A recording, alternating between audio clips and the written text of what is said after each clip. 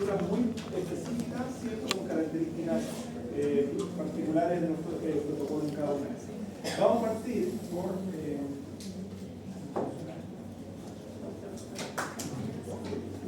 por el tag de silla turca y de hipófisis, ¿ya? Fíjense en el nombre, dice silla turca e hipófisis.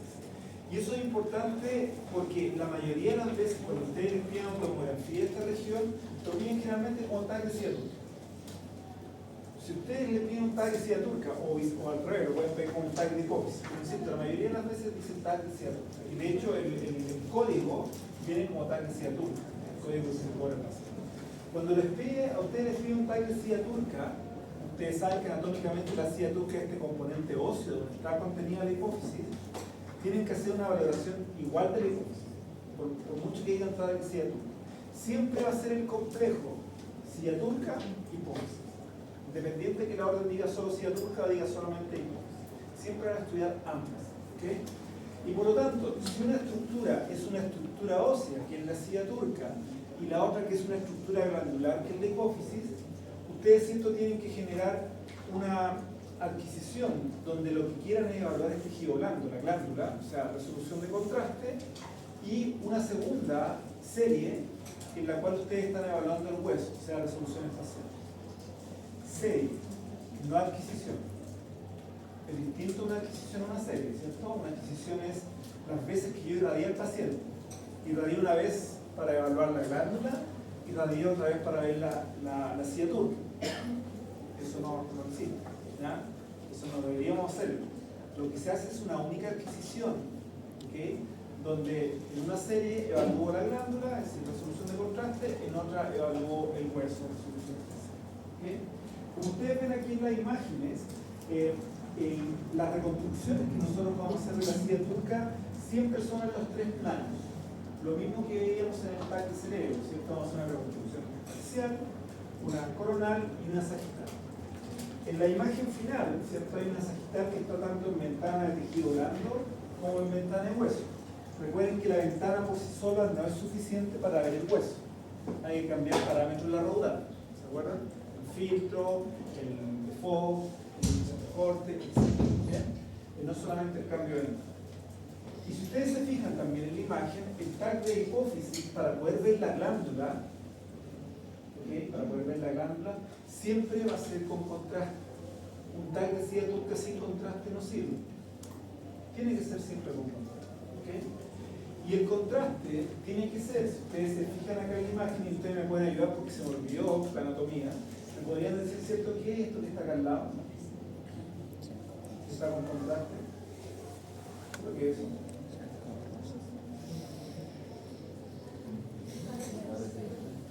Ya están las carótidas y lo que está por fuera que también está con contraste, el seno cavernoso, ¿cierto? Está más contrastado.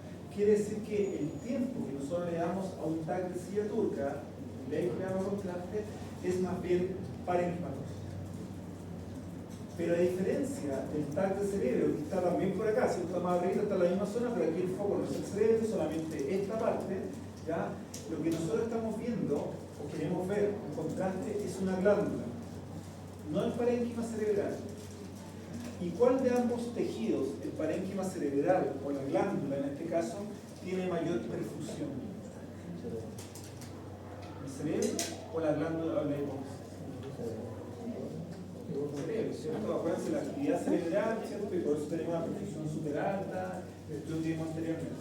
La glándula tiene mucho menos perfusión, ¿cierto? Tiene menos actividad y por lo tanto menos captación de contraste. ¿Qué debiésemos hacer nosotros entonces para que la valoración de la glándula sea adecuada respecto al contraste? ¿Cómo veríamos una glándula bien contrastada si decimos que tiene una baja perfusión? Porque en el tag de cerebro dijimos, no es un órgano, es una estructura que tiene alta perfusión, nosotros con inyectar 50 ml de contraste impregnamos todo. Se ve súper bien, ¿cierto? Todo esto que está acá arriba, que es el cerebro, con 50 ml se impregna bien. ¿Cuánto volumen de contraste necesitaremos para la glándula? ¿Menos o más contraste? En una zona más pequeña, ¿cierto? Podríamos usar menos contraste, pero lo que les estoy diciendo es que tiene menos perfusión. por lo tanto el volumen de contraste es mucho mayor. ¿Ya? Entonces, es una zona más restringida, más pequeña, que requiere contraste, si no, no vamos a ver en tomografía. Estamos hablando, ¿cierto?, de la hipófisis, y como tiene baja perfusión, necesitamos más volumen de contraste. Entonces, el volumen de contraste para el TAC de silla turca, exclusivamente para la hipófisis, va entre 70 y 100 ml. Ya no 50 como el TAC se ve. Ya, y la explicación está dada por la perfusión. Como lo que estamos evaluando es una zona muy pequeñita, ¿cierto? La región de la hipófisis es un área muy pequeña, necesitamos que la resolución espacial sea buena, porque es el área pequeña, pero al mismo tiempo estamos hablando de tejido blando. Por lo tanto, también necesitamos que la resolución de contraste sea buena.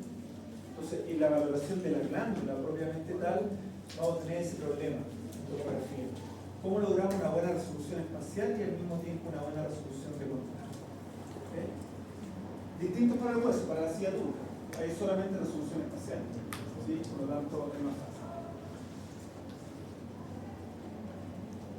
Entonces, lo que nosotros queremos visualizar, como les decía, como el área de estudio, es decir, la glándula hipófisis y la silla turca, es un área muy pequeñita. Y si nosotros vemos esta área, eso corresponde a aproximadamente a 0,6 a 1,5 milímetros, el área específica de estudio.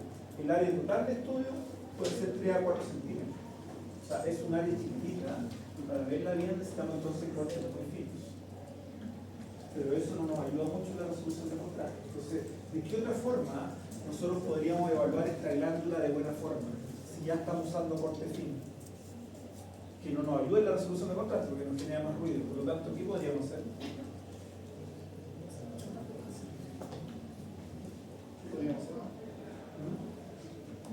¿Ya qué pasa? Perfecto. Al disminuir el foco, nuevamente estamos mejorando la resolución espacial, pero la pregunta es, ¿cómo mejoramos la resolución de contraste? ¿Cómo la mejoraríamos? Primer parámetro cierto que usted podría decir, con esto mejoro, disminuyo el ruido. Miliamperes, ¿cierto? Harto miliamperes. Sabemos que el miliamper está influyendo en la dosis de radiación, ¿sí? Pero el área que estamos estudiando es una área chiquitita. Por lo tanto, si aumentamos en miliamperes, la dosis que recibe el paciente tampoco es significativa porque es una área chiquitita de estudio. Entonces, claramente, una solución al espesor de corte fino para la glándula sería un aumento de miliamperes significativo. ¿Okay? ¿Qué otra cosa podríamos hacer para evaluar bien esta glándula? Que la estamos hablando con un espesor de corte fino, Javisón. ¿Qué otra cosa podríamos hacer? ¿Estamos? ¿El índice de ruido bajo? Ya, un índice de ruido bajo podría ser. ¿Y qué otra estrategia podríamos usar para que la imagen, si tiene mucho ruido porque el corte es muy fino, tenga menos ruido? Aparte del miliampere, el índice de ruido bajo.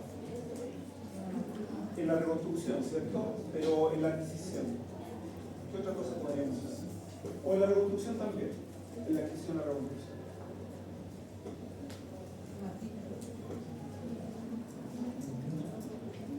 Porque no podemos perder la resolución espacial. ¿Y qué filtros harían en este caso? De baja frecuencia, estudialmente, entonces con eso compensamos por otro. Ahora, este estudio de silla turca, cuando ustedes pasen por tomografía, con suerte la van a ver alguno, ¿ya? Porque se pide poco, porque básicamente esta región de la glándula, de la hipófisis, se evalúa mucho mejor con resonancia magnética. Entonces, la tomografía no tiene mucha, si ustedes se fijan, tiene un valor predictivo negativo súper bajo, ¿ya? O sea, no tiene una buena sensibilidad y especificidad para muchas lesiones presentes de este nivel, ¿ya? En pacientes donde probablemente se conoce que tiene un tumor, por ejemplo, porque tiene estudios de laboratorio que muestran que la prolactina está elevada. Ah, tiene un prolactinoma. Si el estudio es religioso, mejor le hacemos una resonancia magnética combinado con estos niveles de prolactina. Porque el foco de estudio es la glándula. ¿Por qué la glándula? Porque ya sabemos que la prolactina está elevada. No tiene mucho sentido hacerle una tomografía computada. Bien. Entonces la pregunta es, ¿por qué a veces se pide tomografía si es la resonancia magnética la que tiene muchos mejores resultados para esto? Porque vamos a ver que la tomografía, eso que aparece en rojo ahí efectivamente tenemos un problema, si la tomografía no nos aporta información en la evaluación de la ADN neurohipófisis, tampoco en la valoración del plasma óptico, la tomografía no sirve para eso. En el tallo pituitario nosotros podemos verlo por su relación con una cisterna que está en relación a ella, que es la cisterna supracelular, ¿ya? Pero sigue siendo de menor sensibilidad que la resonancia. Tejido vascular y nervioso circundante aparece en amarillo porque sí lo podríamos ver bajo ciertas condiciones. Y esas condiciones son que el estudio sea con contraste. Por eso dijimos que el TAC decía turca siempre hace con contraste. Les puede ocurrir a usted en algún momento, y a veces a nivel administrativo genera conflicto en algunos centros, ¿cierto? TAC decía turca, por tal motivo, ¿ya? Lo ingresan al paciente, viene a pedir la hora, llega a hacerse el estudio y uno empieza a preguntarle, ¿usted ya viene en ayuno, viene esto, lo otro, lo que sea? No.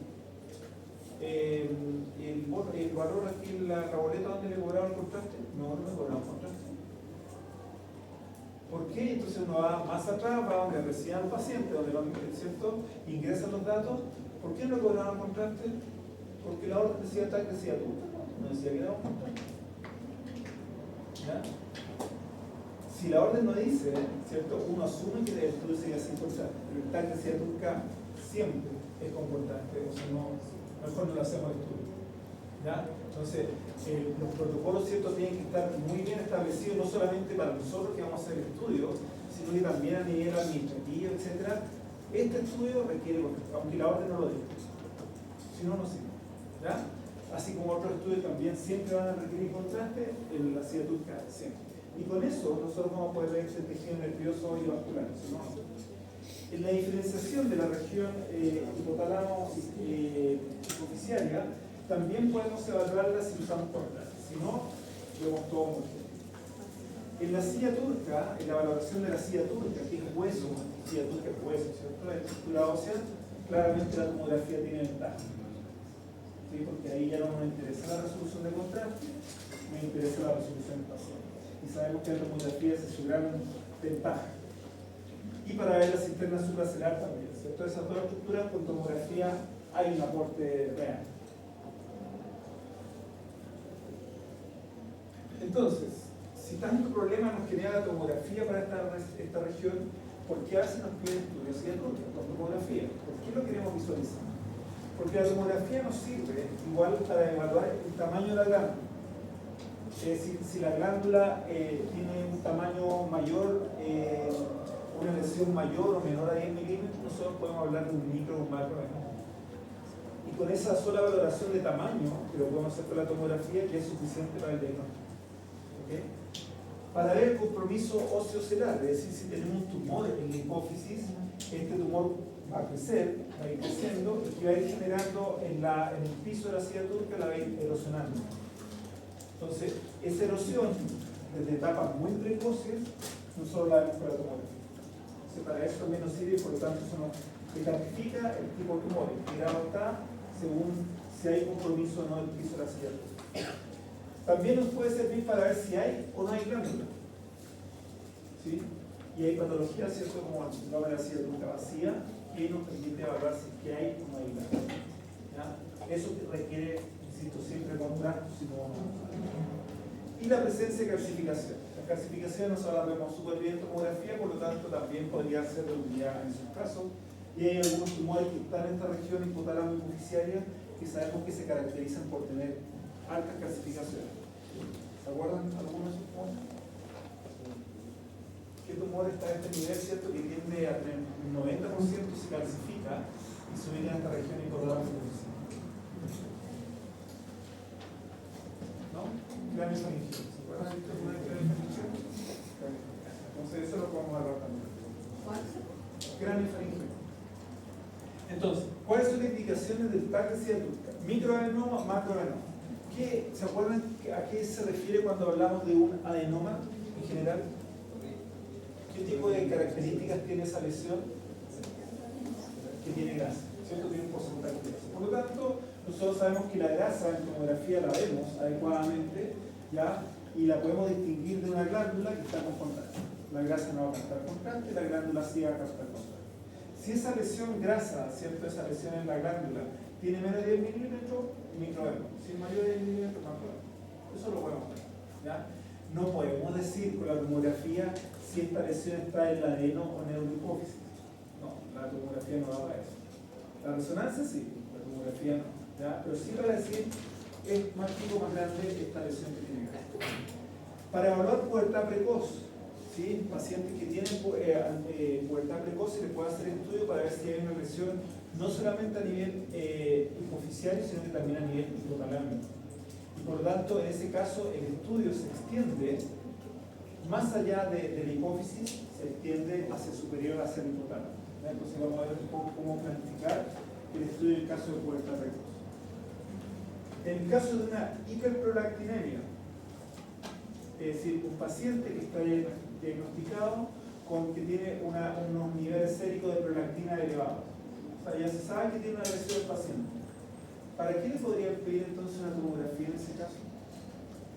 Si ya se sabe que tiene una lesión que está generando, una lesión a ese nivel que está generando este aumento en la secreción de prolactina, ¿para qué le podría servir una tomografía?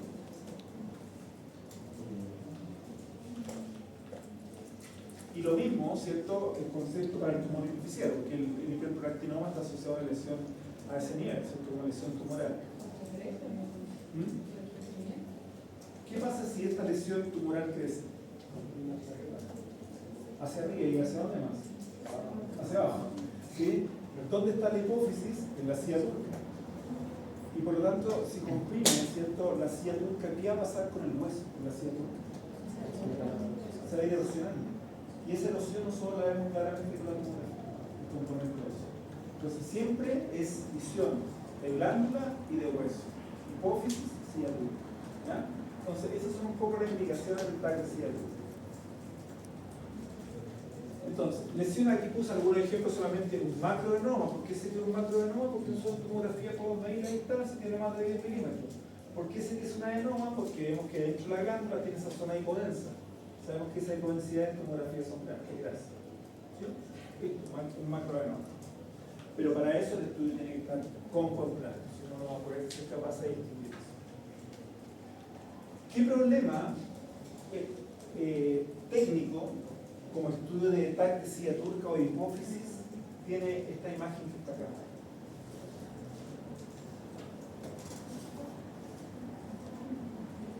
¿Qué problema técnico le ven a ese TAC de silla turca? Que hasta donde yo me acuerdo, la silla turca es esta zona de acá, ¿no?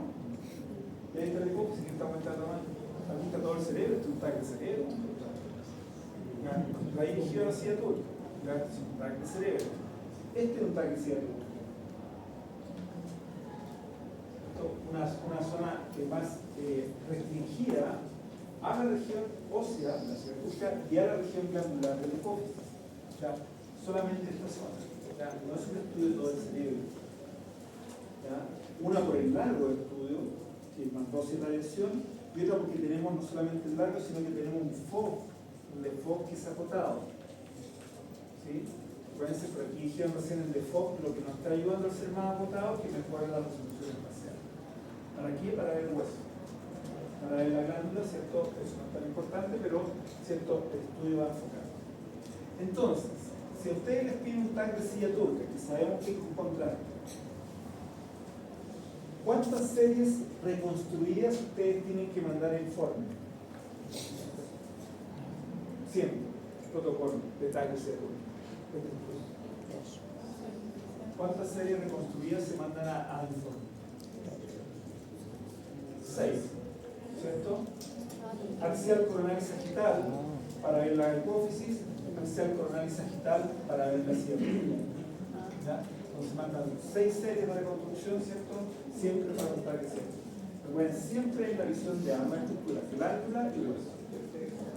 Y siempre va a ser con contrario. La valoración de la parte ósea que dijimos, ¿por qué queremos ver la silla turca? Por lo que hablábamos recién, esta masa puede generar destrucción de la silla turca. Ya recordemos que esa parte, la base del cráneo, la resistencia del hueso a ese nivel es súper poca. Entonces es muy fácil que efectivamente se produzca una deterioro, una destrucción de esa región. Entonces, vemos también la parte de voz. Entonces, para ver el hueso no vamos a hacer una nueva adquisición, o sea, para ver la silla turca no vamos a hacer una nueva adquisición y no vamos a cambiar la ventana solamente. Si yo cambio en la visión de la hipófisis y le pongo ventana ósea, no estoy viendo el hueso, pero no estoy mejorando la resolución espacial, cambié la ventana solamente. Entonces, ¿qué hacemos? Cambiamos el filtro de alta frecuencia. ¿Qué hacemos? El default acotado, ¿cierto? Otras cosas. Ya el espesor de corte es fino, porque la glándula era pequeña. ¿Ya? Entonces, en este caso, modificaríamos esos parámetros.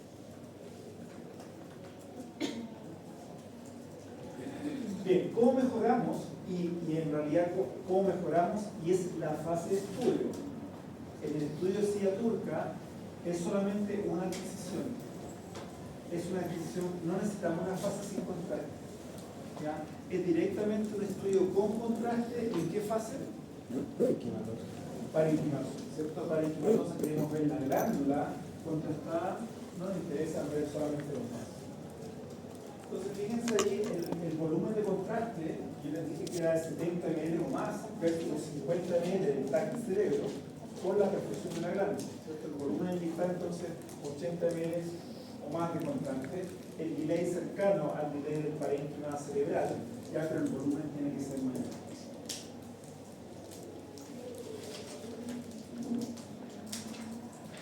Entonces, ¿cuál es el protocolo? Decía tú, que si estamos diciendo que es una única fase de estudio, ¿ya?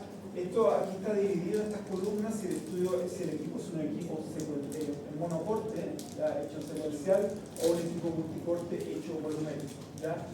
En la práctica ustedes se van a encontrar con este tipo de equipo, un equipo multicorte, ¿ya? Difícil a menos que se vayan a Pudler, que son equipos monocorte, pero la mayoría ustedes van a encontrar aquí en Santiago con equipo multicorte.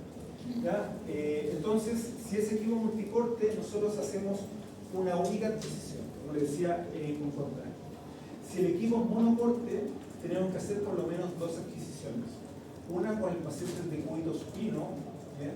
Para obtener imagen en un plano axial, y otra con el paciente de decúbito supino, con el cuello extendido hacia atrás, que tiene la cabeza colgando, ¿cierto? Está acostado en la camilla, que con la cabeza colgando, o bien de cúbito prono con el cuello extendido hacia adelante para obtener imagen en un plano coronal. Dijimos que para el TAC este estudio se estudia el coronal, sagital y axial. El sagital en ese caso se obtiene a partir de la reconstrucción, ¿ya? Pero el equipo multicorte es una única adquisición en supino, ¿cierto? Como un TAC al cerebro. Y luego reconstruimos en los tres planos. Silla turca, tres planos para hipófisis. ¿Ya? Es una única fase con contraste. Entonces, fíjense en este equipo multicorte, que es lo que ustedes van a encontrar, que el espesor de corte e incluso el intervalo de trazamiento ya que es muy pequeño, porque queremos reconstruir en los tres planos con muy buena calidad una estructura, una región muy pequeña. ¿Ya? Entonces, estamos trabajando con un corte muy fino. Si el equipo es multicorte, ya dijimos que no vamos a angular el gantry. La angulación del gantry la utilizamos, ¿cierto?, 90 grados respecto al órbito mediatal o paralelo al plano clinoideo si el estudio es en el equipo monocorte. Y hacemos dos adquisiciones. Acá el axial, ¿cierto? Y el axial acá el coronal. En este equipo hacemos solamente en 0 grados. En Scanfo, el más pequeño del equipo, y el default más pequeño todavía. El default generalmente de los tomógrafos, el tamaño mínimo de despliegue tiene que ver un poco con el tamaño mínimo de matriz del célula. ¿Ya? Pero generalmente va entre 8 y 9,6 centímetros de default. El mínimo que se puede obtener. ¿Ya? Con eso sería el tamaño mínimo del célula. Entonces acá el default cercano a 9,6 a 10 centímetros. ¿Ya? Bien acotado a esa región. No interesa lo que hay más allá, solamente la región del hipófisis. Con un filtro de baja frecuencia, con una modulación de corriente, con un índice de ruido muy bajo, ¿cierto? Alto miliamperes, dijimos que vamos a solucionar este problema. ¿Sí? ¿Y por qué 140 kb? ¿Cuál podría ser la razón que a este nivel usemos 140 kb? Para evitar impresión. ¿Qué queremos ver? Glándula, ¿cierto? Y la glándula está contenida en una estructura ósea. Por lo tanto, eso podría generar artefacto en crecimiento, sobre todo a nivel de las clinoides. Entonces, para eso, para evitar 140 kb. o el máximo KB que les dé. Muy bajo, ¿cierto? Bajo 6 vamos a eliminar bien, ¿cómo lo queremos visualizar? ¿Cierto? Si nosotros tenemos pacientes de cuello supino, bien, la relación que vamos a tener también va a ser, en el caso del equipo monocorte, va a ser respecto a la órbita meatal, 8 grados similar al cerebro, ¿ya? Para hacer el axial del equipo monocorte. Si lo hacemos en un equipo multicorte, dijimos no vamos a anular el cambio. Y la relación que nosotros vamos a tener desde dónde hasta dónde vamos a ramificar, si tenemos esta referencia, es desde el piso del seno esfenoidal, que incluye el seno esfenoidal completo. ¿Por qué? Para que incluye el seno esfenoidal completo.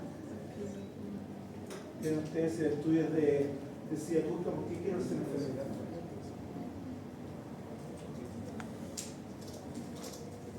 Porque si yo tengo, dijimos, en la valoración del hueso de la silla turca, una ruptura del hueso, el contenido puede caer al seno esfenoidal.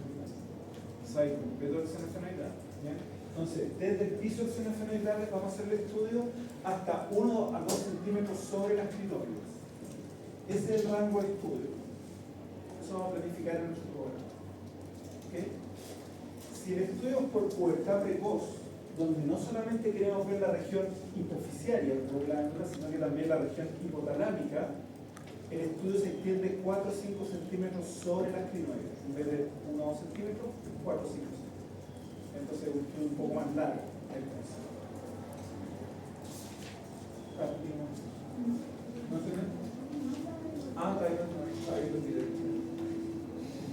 ¿No entienden? Entonces ese es el rango.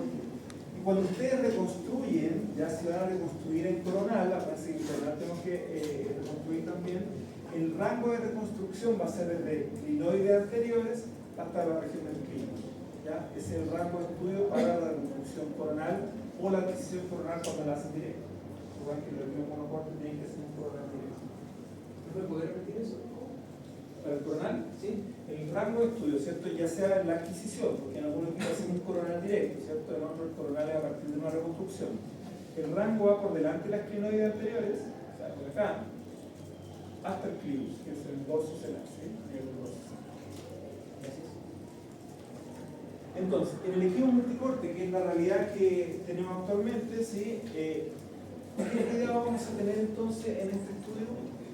En el rango de estudio.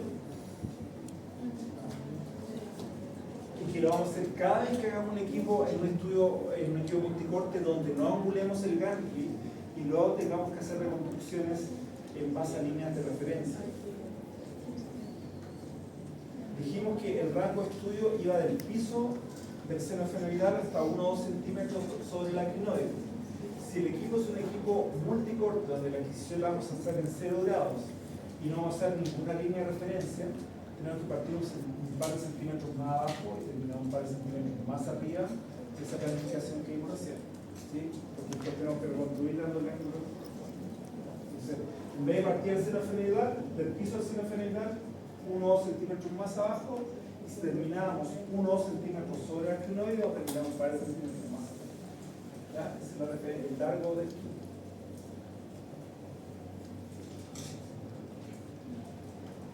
¿Qué tiene de malo esa imagen? Que es en el fondo una reconstrucción coronal de este estudio, como calidad de imagen. ¿Qué me podrían decir? Tienen que estar expertos. Tiene mucho ruido, muy bien. ¿Qué otra cosa más tiene? Como calidad de imagen inadecuada. Ahí aparece una banda oscura. Hace falta un endurecimiento. Entonces ya vimos cómo solucionar. ¿Por qué era el ruido? Porque el corte era muy fino, ¿sí? Pero aumentaba el miliampere y disminuimos el filtro, ¿cierto? El filtro material. Para solucionar el endurecimiento, más clave. ¿Okay?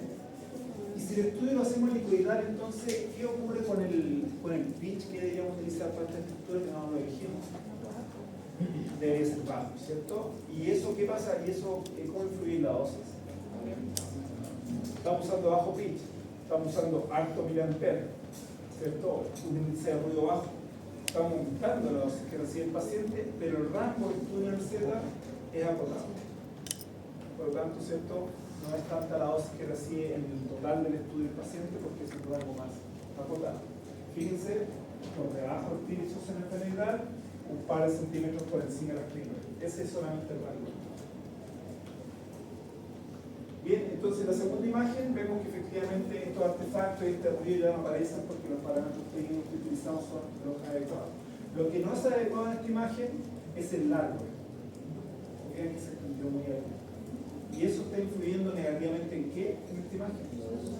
La dosis. La calidad de imagen es buena, no hay ruido, no hay endurecimiento. Buena calidad de imagen, pero el largo estudio fue demasiado extenso.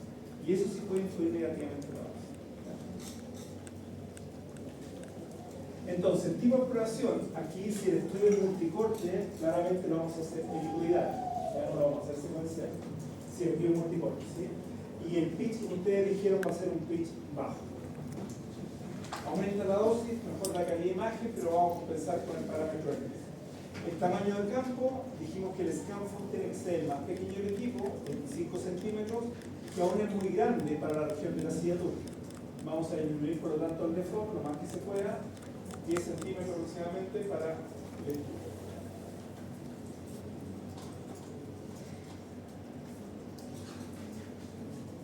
Entonces un default, cuando hice por ejemplo scaffold head acá, cabeza, ese scaffold es de 25. Y dice que el default acá fue 20, vamos a decir, debe ser mucho menos el default para silla turca. Este default podría ser para cerebro, ¿sí? No para cerebro, muy bien. El filtro, un filtro de baja frecuencia, el cabello dijimos que lo vamos a aumentar al máximo que entregue el equipo. Yo por ejemplo le di a 140, que es el máximo de este equipo. Pero puede ser el máximo, el concepto de máximo cabello. Si está en el equipo Siemens, el máximo cabello del equipo Siemens son 130 cabellos. Van a buscar 140, 40 no van a alcanzar el máximo. Y ya saben, el MA en este caso tiene que ser alto. ¿Ya? Aquí, como les digo, tenemos que compensar el peso de corte muy fino y si lo vamos a hablar con un índice de ruido muy bajito, bajo 6 de peso. ¿Cómo sería el centraje acá? ¿Se acuerdan que recién hablamos del centraje para el cerebro? Si estaríamos aquí para la silla turca. Que esto es como parecido a la radiografía. No sé si ustedes vieron que ha visto alguna radiografía de silla turca. Estamos, ¿cierto? El más anterior a lo que se cae, ¿sí? Ya esa es la relación para que... Eso en el tomógrafo se refiere a la altura de la camilla. ¿Se acuerdan? Por lo tanto, el láser lateral. ¿Cuál sería el punto cero para la silla turca? El lambda.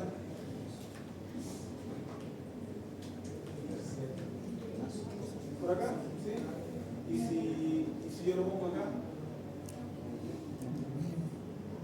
Acuérdense que el lambda solamente determina este punto de referencia para determinar el largo del tomograma. Por lo tanto, ustedes lo centran acá, quiere decir que los otros cortes tienen que ir para arriba, tantos centímetros. Para abajo, nada más que para eso. Y en función a eso, ustedes programan, ¿cierto?, las coordenadas, etc. Hacia arriba o abajo, en función a qué? Al punto cero. ¿Ya? Con eso determina el largo. ¿Ah? Puede ser, bueno, puede ser acá, puede ser acá, puede ser acá, pero en función a eso, ¿qué ustedes deciden acá? Los cortes van a ser hacia inferior, para que esa zona esté, ¿ya? Puede ser una única fase del estudio. Entonces, en el estudio de silla turca, lo que nosotros queremos visualizar es ambas cosas: glándula, resolución de contraste, huesos, silla turca, resolución espacial. Entonces ya sabemos cómo lograr que ambas resoluciones para este estudio sean las adecuadas. Tenemos limitaciones, ¿cierto? Y por eso no nos van a ver tanto un tag de silla turca, porque la resonancia es que entrega mucho mejores resultados, pero si nos van a pedir uno, sí o sí, para tratar de resolver alguna limitación de tomografía, el estudio va a ser con medio de contraste. Si no, no sirve. ¿Ya? Entonces, el estudio es contraste, una única fase contrastada para el químico. Bien, terminamos. Eso era todo. Decía tú. Seguimos con órbita, ¿ya? Seguimos con el tag de órbita, ¿ya? Entonces, en el tag de órbita tenemos algunos problemas. ¿Sí? Entonces mejor no lo hagamos. ¿Ya? Y uno tiene que ir con la radiosensibilidad este nivel. ¿Sí? Por lo tanto, tenemos que tener cuidado por ese aspecto y por lo tanto ver alguna estrategia que nos permitan disminuir dosis. ¿Qué estrategias externas al estudio, a los parámetros de adquisición, nosotros podríamos utilizar para disminuir dosis a nivel de órbita?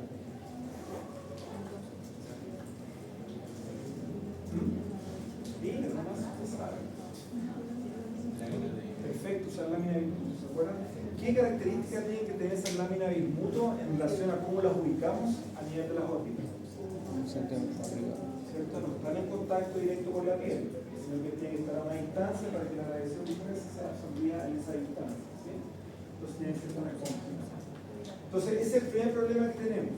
¿Ya? Y por lo tanto el TAC de órbita es un estudio, ¿cierto?, que se pide estudios bien particulares que tienen que ver con trauma, que tienen que ver con algunas lesiones tumorales o algunas lesiones que tienen que ver con enfermedad tiroidea. Bien. Algunos de estos estudios, por ejemplo, para ciertas infecciones, para tumores, etc., requieren que el estudio sea tanto sin contraste intravenoso como con contraste intravenoso. Otros estudios de órbita son solamente sin contraste. Entre esos, a los pacientes que presentan una exoftalmia producto de alguna enfermedad tiroidea. Fíjense que la exoftalmia puede estar dada por la infiltración de músculos, los músculos rectos que están presentes en la órbita. Estos crecen de tamaño y por lo tanto protruyen hacia anterior, hacia afuera, el globo ocular. ¿Ya? Entonces, para ver esos músculos que están en un fondo graso, ya hay una diferencia de contraste adecuado, no necesitamos corresponder. Además que un paciente que tiene una enfermedad tiroidea. ¿Okay? Distinto es el caso de aquellos pacientes que tienen un desplazamiento hacia anterior del globo ocular, producto de que hay una masa retroocular que está desplazando hacia anterior del ojo. En ese caso va a ser con contraste. Por trauma, y también se pide también este estudio, tampoco va a requerir el uso de contraste. Entonces, lo mismo que en la silla turca, aquí nosotros tenemos que evaluar el componente óseo, que va a cobrar mayor relevancia cuando el TAC lo estén pidiendo por trauma. O sea, nuestro foco va a ser si hay algún tipo de fractura compleja que quizás por la radiografía no se vio adecuadamente. Y obviamente vamos a ver el tejido blando, pero el foco es el hueso. En otros casos, el foco va a ser el tejido blando, es decir, no el globo ocular, sino que el tejido que rodea el globo ocular. Estructuras musculares, estructura grasa, vasos, nervios.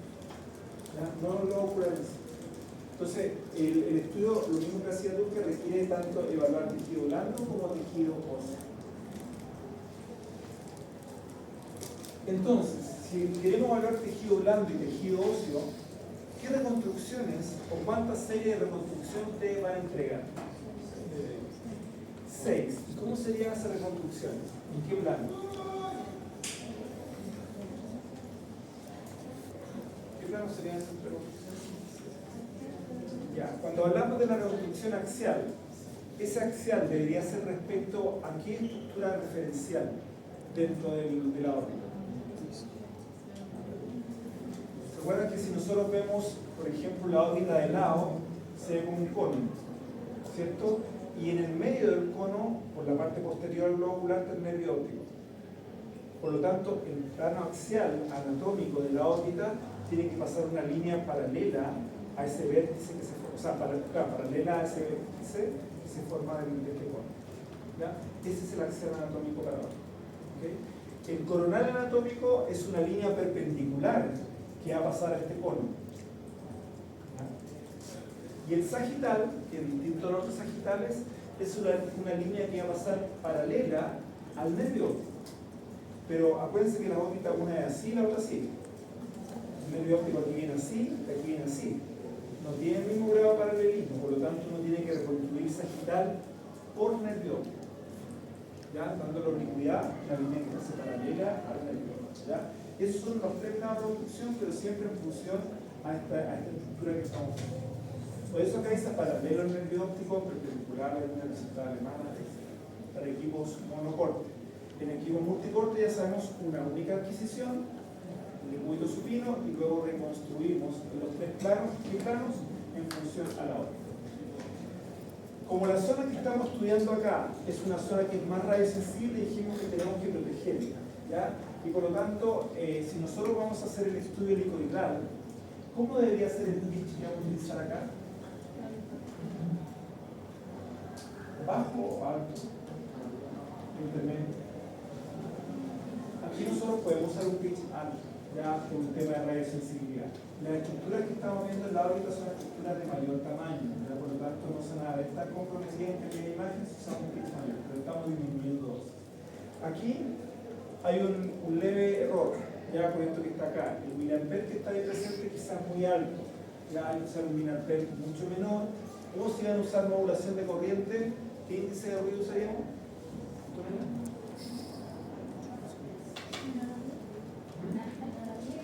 ¿Cierto?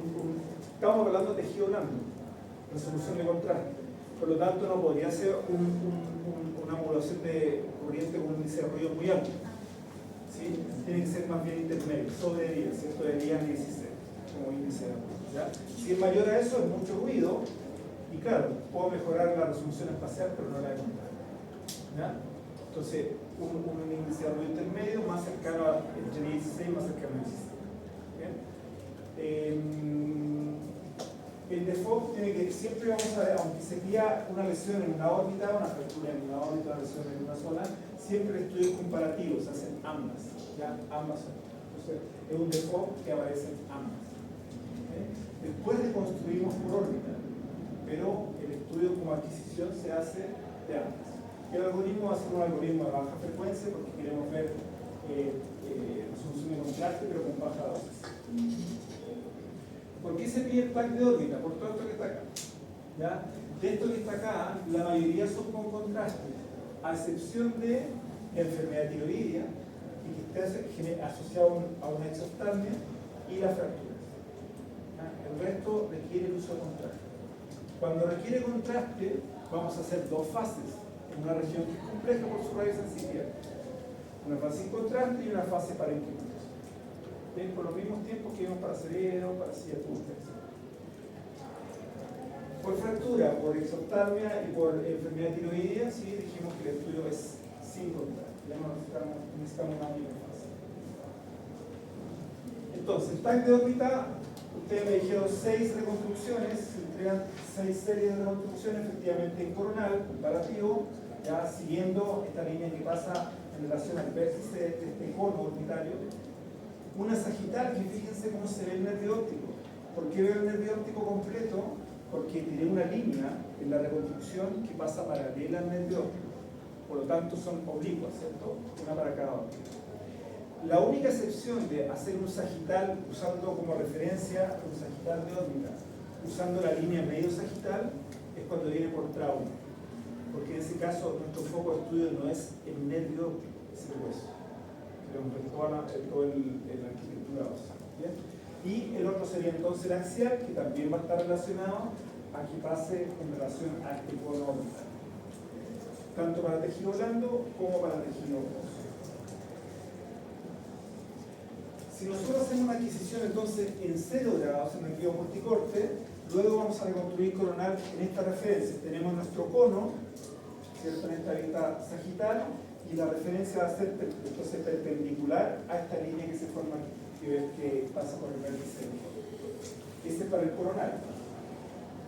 Y por lo tanto, con eso vamos a tener imágenes coronales desde el inicio del globo ocular hasta la región del quiasma óptico. Ese es el rango de estudio que reconstruimos para este estudio.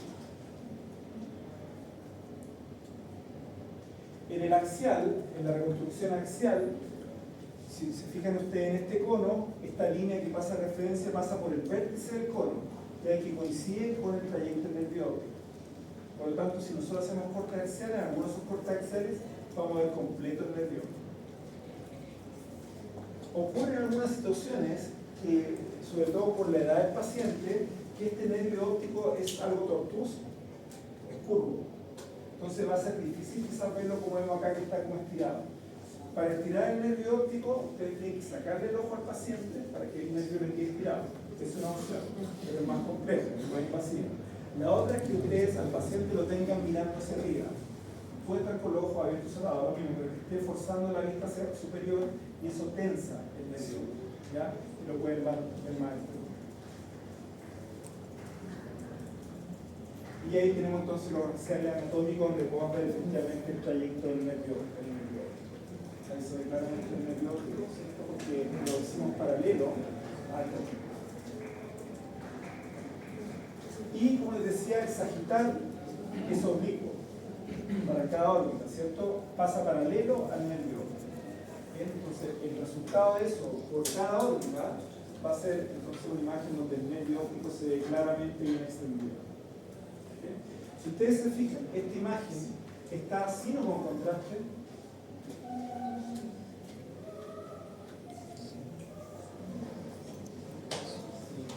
Sin contraste, no tiene contraste. Sin embargo, nosotros podemos evaluar claramente los planos musculares, el nervio óptico. ¿Por qué? Porque están en un fondo graso.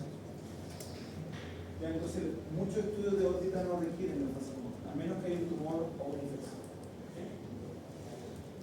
En este caso requiere contraste, porque la exoftalmia, el globo ocular, está desplazado anterior porque hay una masa posterior que lo está desplazando.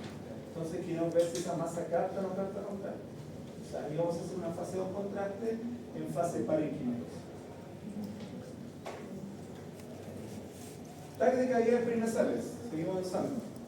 Entonces, órbitas, resolución de contraste, resolución espacial, lo mismo que la hacía túnica. En el tag de cavidades perinasales, ¿qué resolución es la que nosotros queremos enfatizar? Espacial, ¿sí? Solamente espacial, porque queremos ver los bordes del hueso, ¿cierto?, respecto a estas cavidades encefálicas. ¿Okay? ¿Y cuántas series de reconstrucciones haríamos para este caso?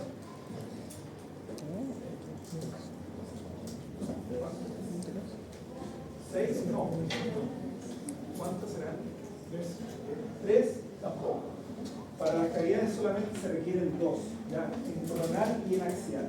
¿Ya? Sagital no es necesario a menos que el paciente venga por una cirugía previa de tipo transesfenoidal. ¿Ya? En ese caso, lo que el cirujano requiere es la distancia específica que existe entre el espino nasal anterior y la pared anterior del seno esfenoidal, y entre nuevamente el espino nasal anterior y la pared posterior del seno esfenoidal. Porque es una cirugía transesfenoidal, se meten por la nariz, ¿cierto? Y rompen el seno esfenoidal y entran a la cavidad craneal, por ahí. Entonces el médico necesita la distancia precisa para ver cuánto introducir. ¿Okay? Es el único caso que una reconstrucción sagital se pide como lo correcto. Si no es esa cirugía, solamente se pide coronal. ¿Okay? Entonces, si lo que ustedes quieren ver es resolución espacial en este caso, esta técnica se consideraba una técnica de dosis de radiación alta o baja. Tag de cavidades perinasales. Queremos ver resolución espacial. ¿El ruido nos afecta a la resolución espacial? No. Y además lo estamos viendo con ventana de hueso, porque estamos viendo la estructura ósea. Por lo tanto, si la imagen tiene ruido, no nos va a afectar. Entonces, el tag de cavidades perinasales es una técnica que se considera de baja dosis. Si tiene ruido, no nos va a afectar la valoración. Si esto lo ponemos en ventana de tejido blando, vamos a ver mucho ruido. Pero da lo mismo, porque nos interesan estos espacios, ¿sí? Y la delimitación con el hueso. Tag de cavidades, resolución espacial, entonces baja dosis. Entonces, ¿qué parámetros usarían ustedes para este caso de tag de cavidades de adquisición para que el estudio sea de baja dosis?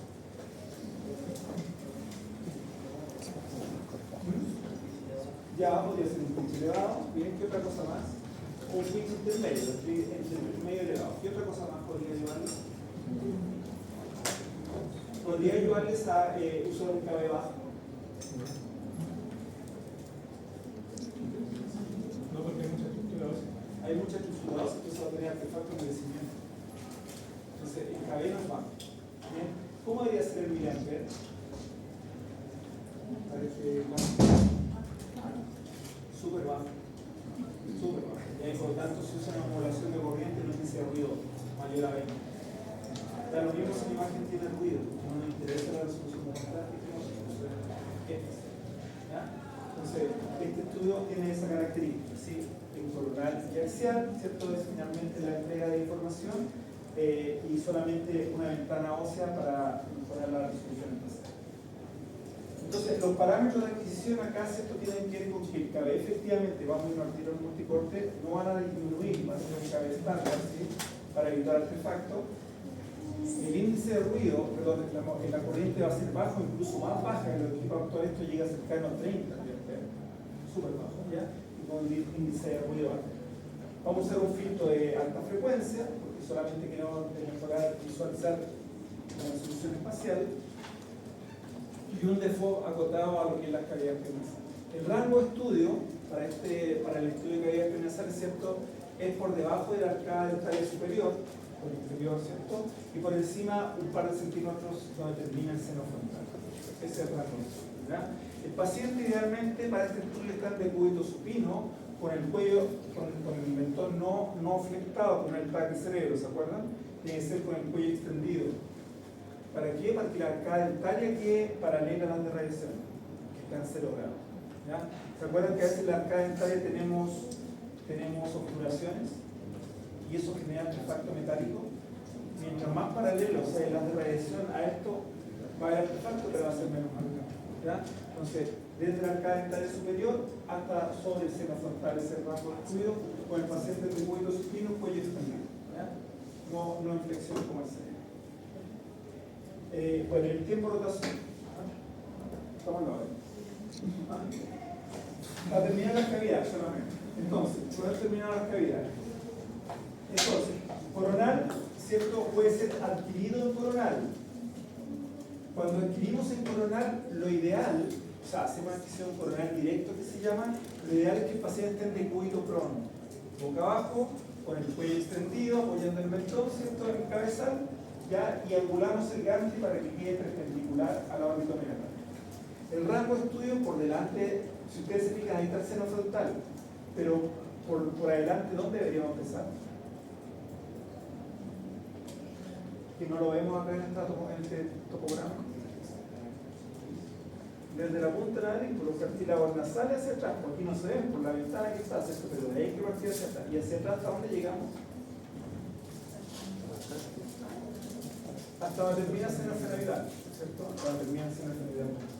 Eso para un coronal directo. Entonces, de prono idealmente, en prono, porque así si vemos niveles de aire los vemos como corresponde. Luego hacemos un axial directo con el cuello en extensión, dijimos, bien, el decúbito supino, y lo hacemos desde la arcada dentaria hasta un par de centímetros sobre el seno frontal. Si lo hacemos en un equipo multicorte, una única adquisición, estos fueron dos adquisiciones, coronal directo, axial. Esta es una única adquisición. ¿Qué cuidado tenemos que tener en esa adquisición única en 0 grados? ¿Cierto? Abarcar un poco el rango, que sea un rango mayor hacia inferior y hacia superior, para lograr. Bien, indicaciones del tract de cavidades penasales, todo esto que está acá. El tract de cavidades penasales, como nosotros queremos ver resolución espacial, ¿requerirá el uso de contraste intravenoso? No requiere contraste intravenoso, salvo tumores o salvo poliposis.